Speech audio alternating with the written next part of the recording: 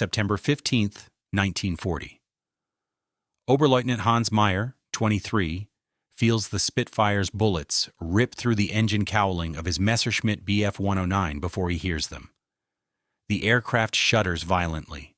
Black smoke streams past the canopy. The channel lies 15 miles behind him, and Kent spreads below like a patchwork quilt he seems about to crash into. His hands move through the bailout sequence drilled into him by instructors at Verno-Shen. Canopy release, harness disconnect, push away from the dying aircraft. The slipstream tears him backward, and for 3 seconds he tumbles through empty air before the parachute deploys with a sharp crack that jerks his entire skeleton. The silence afterward is profound. His burning Messerschmitt spirals toward a wheat field, trailing a long black ribbon of smoke. Meyer hangs in his parachute harness, drifting through the September afternoon, trying to remember everything they told him about the British. They will torture you, his squadron commander had said during the pre-mission briefing. The British are cruel. Their civilians are animals. If they catch you before the military arrives, they will tear you apart. If you must bail out over England, hide, run. Do not let them take you. Meyer looks down as the ground rises to meet him. A small village, a church steeple, fields divided by hedgerows, a road with a single truck moving along it. He can see people now, tiny figures running toward where his parachute will land. His stomach tightens. He hits the pasture hard, rolling as he was taught. The parachute collapses around him. Pain screams through his ankle, twisted in the landing. He struggles with the harness, fingers clumsy with adrenaline, and finally gets free. The parachute silk billows in the breeze. Voices are getting closer. English voices, sharp and urgent. Meyer reaches for his Luger, then hesitates. He is one man with a pistol and a bad ankle. They are many. He leaves the weapon holstered. 3 men vault over a stone wall 50 meters away. They wear civilian clothes and carry shotguns. Home Guard. Meyer realizes the British Civilian Defense Force. Behind them, more people are coming. Women. An older man. A boy who cannot be more than 12. This is where it happens, Meyer thinks. This is where they kill me. The first Home Guard member reaches him. A man in his 50s with a weathered face and a farmer's build. He points his shotgun at Meyer's chest. Meyer raises his hands, heart hammering against his ribs. Deutsch? The man asks. Yes, Meyer says. German, Luftwaffe. The man nods, lowers his shotgun slightly, and says something to his companions in rapid English. Meyer cannot follow it. Then he looks back at Meyer and speaks slowly, carefully, in broken German. You hurt? Meyer blinks. This is not the question he expected. Ankle, he says, gesturing downward. Twisted. The man calls over his shoulder. A gray-haired woman approaches, wearing an apron over her dress. She kneels beside Meyer, ignoring the guns, and gently probes his ankle through his boot. Meyer winces. Sprained, not broken, she says in English, then looks up at the Home Guard man. Get him to the house, Tom. He needs that boot off before it swells worse. Tom. The enemy has a name. The woman's hands are gentle. 2 of the Home Guard men help Meyer to his feet, supporting him on either side. They half carry him across the pasture toward a farmhouse with a thatched roof and a garden full of late summer vegetables. The woman walks ahead, calling back instructions. The boy who followed them stares at Meyer with huge eyes, fascinated and frightened at once. Inside the farmhouse, they lower Meyer into a chair at the kitchen table. The woman brings a basin of water and carefully unlaces his boot, easing it off. Meyer grits his teeth against the pain. She wraps his ankle with strips of cloth torn from a bedsheet, her movements practiced and sure. Tea, she says, and puts a kettle on the stove. Meyer sits in the kitchen of his enemy, surrounded by people he was told would murder him, and watches an English grandmother make tea. The disconnect between what he was taught and what is happening makes him feel unmoored, as if gravity itself has reversed. Tom, the home guard man, sits across from him at the table. He has set his shotgun aside, leaning it against the wall. He pulls out a packet of cigarettes and offers one to Meyer. Meyer takes it, hands still shaking slightly. Tom lights both cigarettes with the same match. "You bomb London?" Tom asks in his broken German. "No," Meyer says. "Fighter pilot, escort. I protect the bombers." Tom nods slowly, drawing on his cigarette. "My brother," he says, "died at Ypres, 1917. Germans killed him." Meyer waits for what comes next. Accusation, anger, violence. "War," Tom says in English, then seems to realize Meyer might not understand. He makes a gesture of disgust and spits on the floor. "War." Meyer understands that word. "Yes," he says quietly. "War." The woman brings tea in a chipped cup, adds milk and sugar. Without asking if Meyer wants them, he drinks. It is hot and sweet and utterly surreal. Through the window, he can see more villagers gathering in the yard, kept back by another home guard member. They stare at the house, at him visible through the glass. Some faces are angry, others are simply curious. A police constable arrives on a bicycle, dismounts, and enters the kitchen. He is young, perhaps 30, with a thin mustache and an official manner that seems slightly absurd in the domestic scene. He speaks with Tom and the woman, glances at Meyer, and nods. "Right then," he says in English, then switches to careful German. "You are prisoner. Military will come. You understand?" "I understand," Meyer says. "Until then, you stay here. No trouble." "No trouble?" The constable seems satisfied. He accepts a cup of tea from the woman, leans against the door frame, and begins filling out a form on a clipboard. The war has paperwork, apparently. Meyer sits in the kitchen, ankle throbbing, trying to reconcile this with everything he knows. The woman refills his tea. Tom offers him another cigarette. Outside, his Messerschmitt is probably still burning in the wheat field, and somewhere over the channel, his squadron is flying home without him. Here, in this farmhouse kitchen, his enemies are giving him tea, cigarettes, and medical care. "Why?" Meyer asks Tom. "Why are you kind?" Tom looks at him for a long moment, considering the question. "Geneva Convention," he says finally. "Rules. You are prisoner now, not enemy." But Meyer can see it is more than rules. The woman did not wrap his ankle because of regulations. Tom did not share his cigarettes because of international law. "There is something else," Tom adds. "You are a boy, same age as my son. He is in France now with the BEF. He pauses. "If he is shot down, I hope someone gives him tea." Something cracks inside Meyer's chest. 50 miles away in Sussex, Unteroffizier Peter Koch is having a very different experience. His Heinkel goes down in flames after a Spitfire attack tears apart its port engine and kills the navigator. Koch, the bombardier, and the radio operator bail out at 8,000 feet. Koch does not know where the others land. He comes down in a field behind a row of houses, his parachute snagging in a tree and leaving him hanging 3 feet above the ground. He cuts himself free, drops hard, lands in a crouch, and runs. The briefings were clear: hide, evade, make for the coast. Do not let civilians catch you. He makes it perhaps 200 meters before a man on a bicycle appears on the path ahead.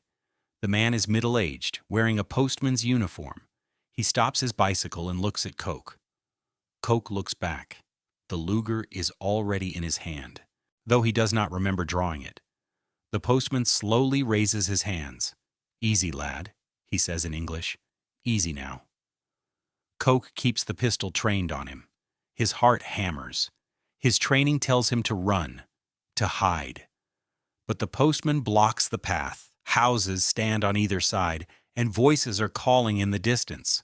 "You're the Jerry from the bomber," the postman says, still speaking slowly and calmly, as if to a frightened animal. "Saw it come down. You hurt?" Coke does not understand the words, but the tone is not aggressive. The postman's hands remain raised, and his face shows no fear, only a tired, almost gentle concern. A woman steps out of one of the houses, sees Coke with the pistol, and screams. The postman turns his head slightly and calls something to her. She disappears back inside. Coke's finger tightens on the trigger. "No need for that," the postman says. He slowly lowers one hand, gestures to the pistol, then to the ground. "Put it down. You're caught. No point shooting anyone." Coke does not understand the English, but the meaning is unmistakable. He is surrounded. More people are coming. He can hear them. The postman is right. There is no point. Coke lowers the pistol.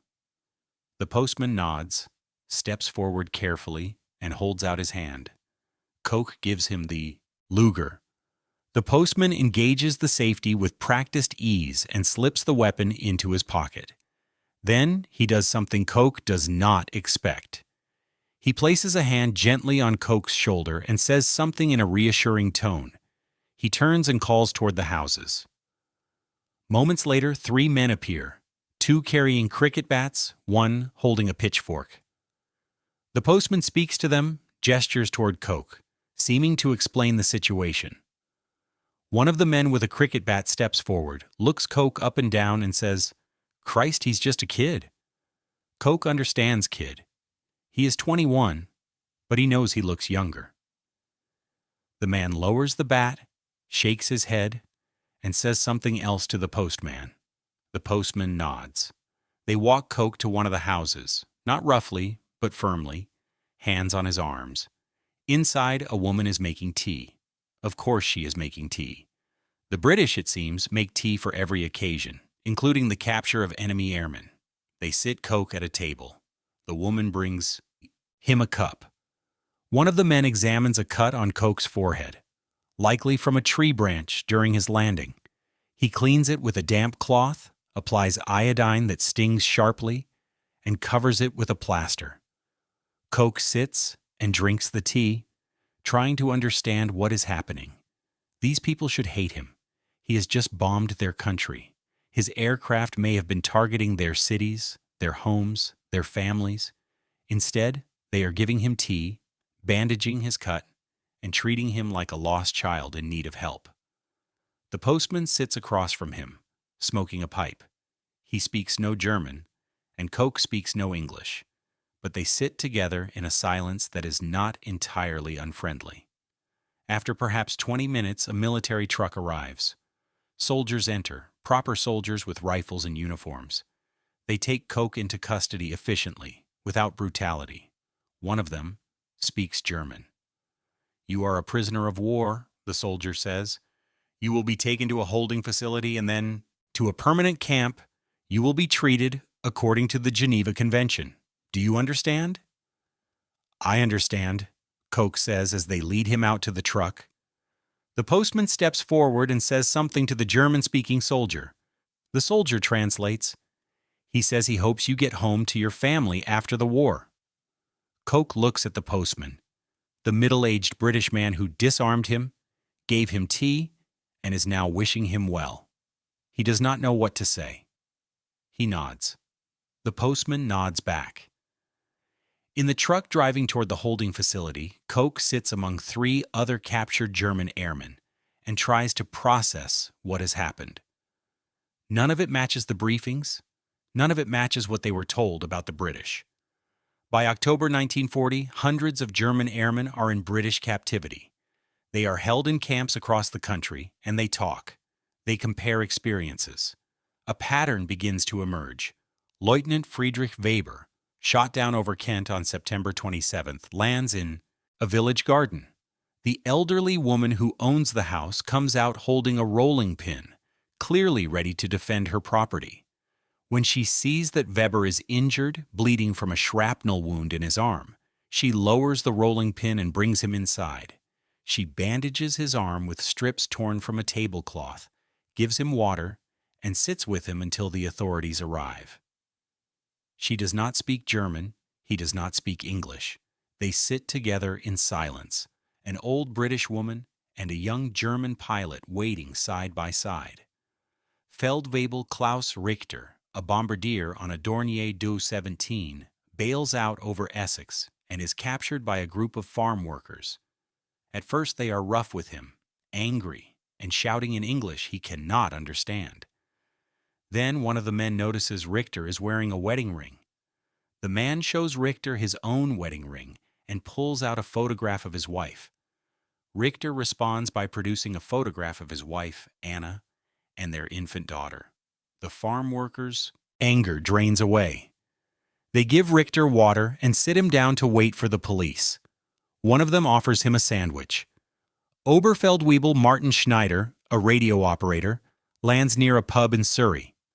Pub patrons, day drinkers, and off-duty workers come outside to see what the disturbance is about. Schneider expects violence.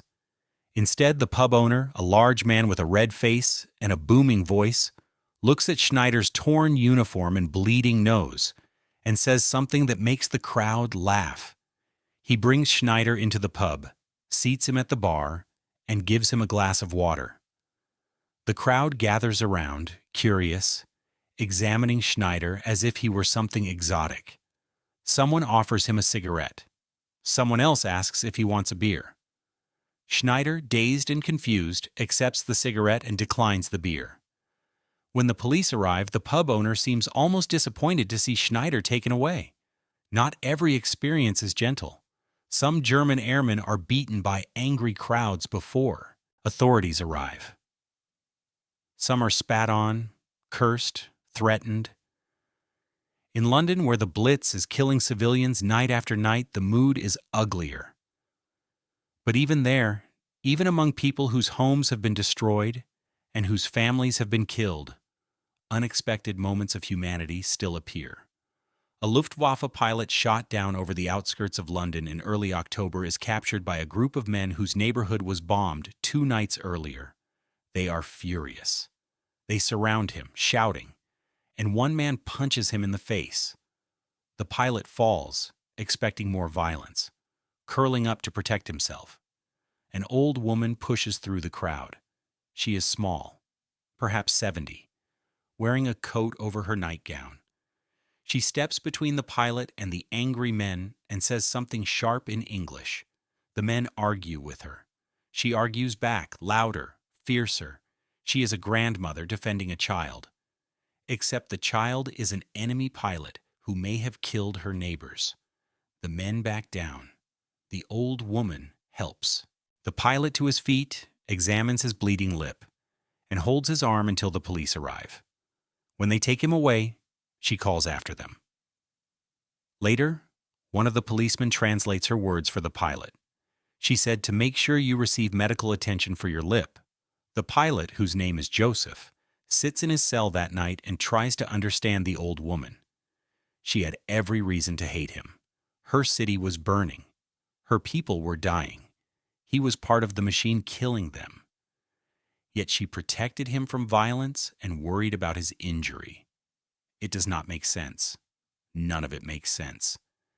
In the POW camps, the captured German airmen struggle with a deep cognitive dissonance.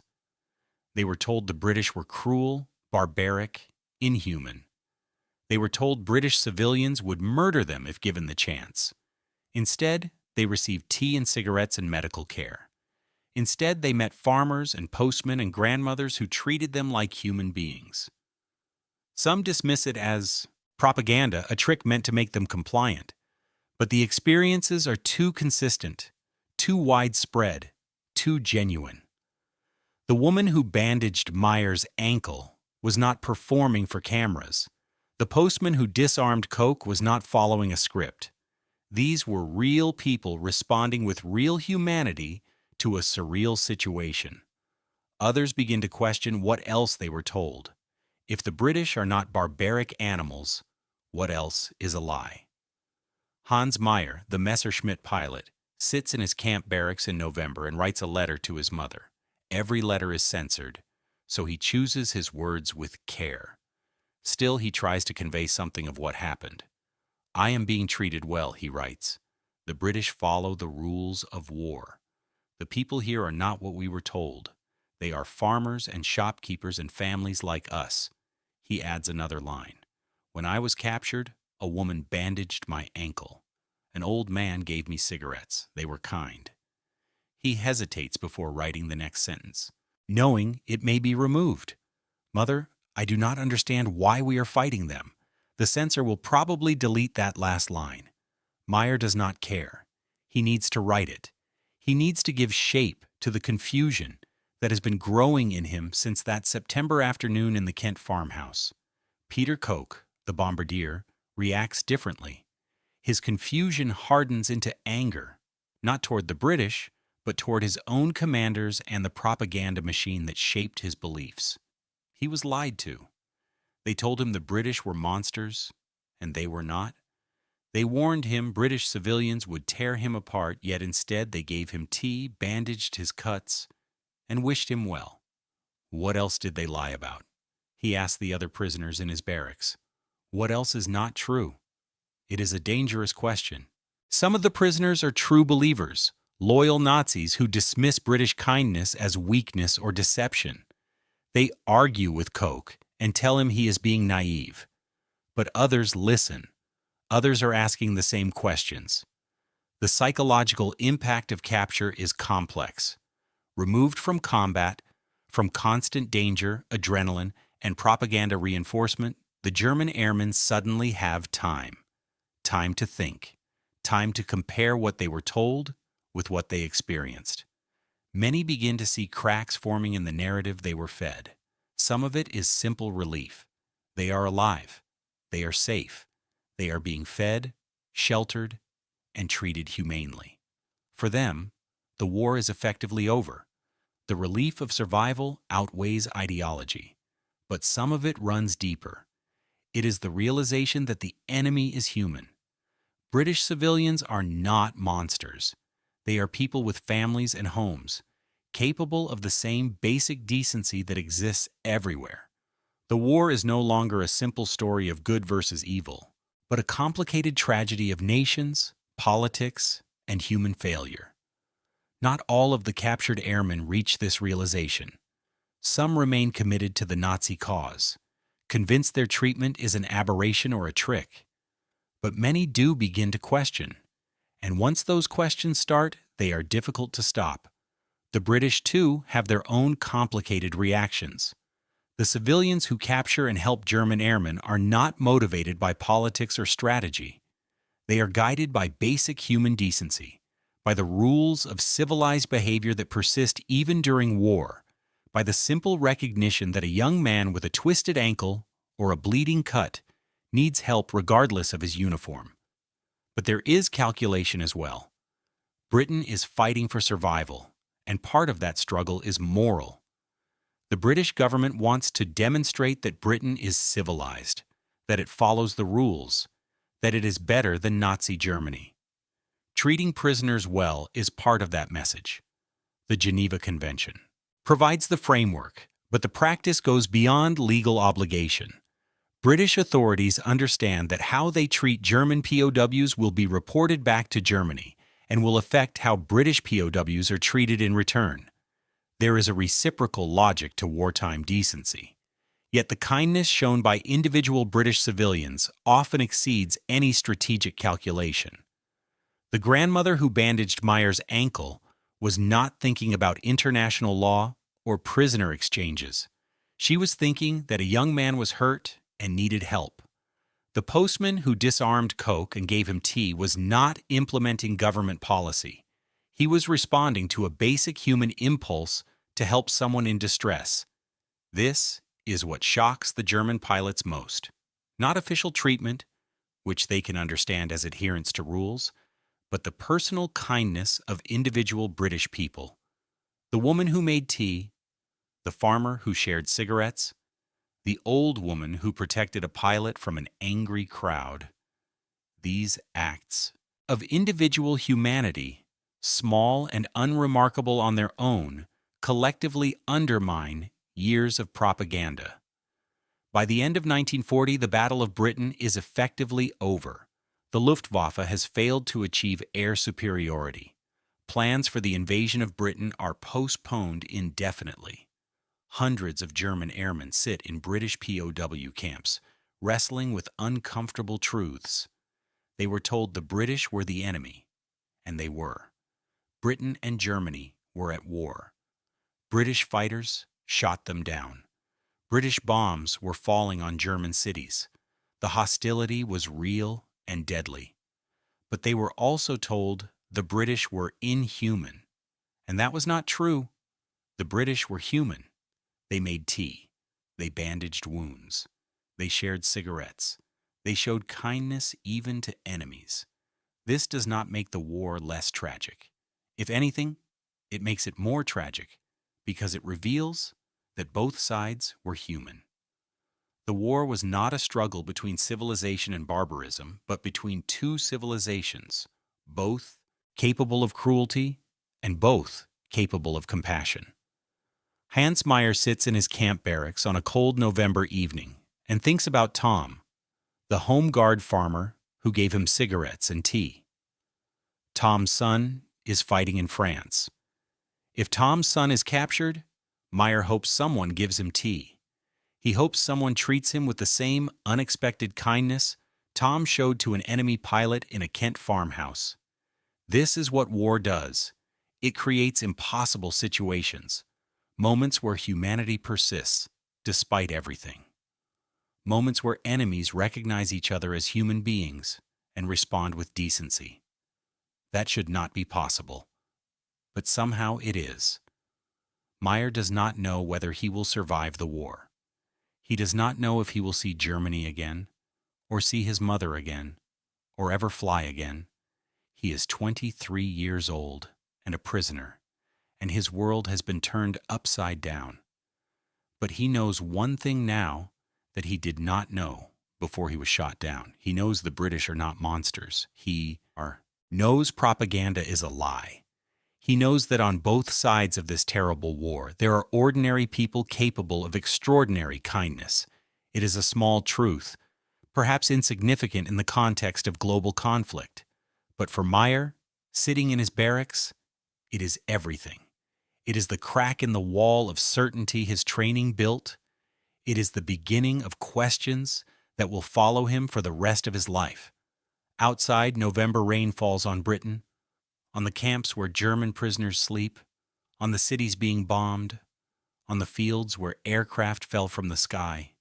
The war goes on. But in the quiet spaces between the violence, in farmhouse kitchens and village gardens and prison barracks, something else continues as well. Humanity, fragile, persistent, unlikely. It survives even here, even now, even in war. It survives in a cup of tea offered to an enemy, in a bandage wrapped around a twisted ankle, in cigarettes shared across a kitchen table, in an old woman shielding a young pilot from an angry crowd. These small acts do not stop the war. They do not prevent the bombing or the killing or the suffering, but they endure anyway, quiet testimony to something that exists beneath the surface of conflict, something propaganda cannot fully erase and war cannot completely destroy. The German pilots shot down over Britain could not believe what British families did next, because they had been taught not to expect humanity from their enemies. They had prepared for cruelty and found kindness instead. And that kindness, more than any military defeat, shook the foundations of what they believed. It did not end the war. It did not change the outcome of the Battle of Britain, but it changed the men who experienced it. It left them with doubts, with questions, with the understanding that the world was more complex than they had been told. In that complexity, in the recognition of shared humanity across enemy lines, there is both tragedy and hope. Tragedy, because it reveals what is being destroyed. Hope, because it suggests what might survive. what might be rebuilt when the killing finally stops. The war would continue for nearly 5 more years. Many of the German pilots in British camps would remain prisoners until 1945. Some would return to Germany, some would not. But they would carry with them the memory of unexpected kindness, of tea and cigarettes and bandaged wounds, of British civilians who treated them like human beings when they had every reason not to. And perhaps, in the end, that memory mattered more than any briefing or propaganda or military doctrine. Perhaps that small recognition of shared humanity, preserved against all odds in the midst of total war, was worth remembering, worth passing on, worth holding on to as proof that even in the darkest times, decency can survive. The rain continues to fall. The war continues. But in a farmhouse in Kent, a grandmother still keeps the blood-stained cloth she used to bandage a German pilot's ankle. In Sussex, a postman still has the Luger he took from a frightened young bombardier. In London, an old woman still remembers the face of the enemy pilot she protected from a crowd. These small memories, these fragments of kindness preserved amid catastrophe, are what remain when propaganda fades, certainties crumble, and the war finally ends. They are not much, but they are something. They are proof that humanity can persist even here, even now, even in this. And for the German pilots who experienced it, that proof changed everything.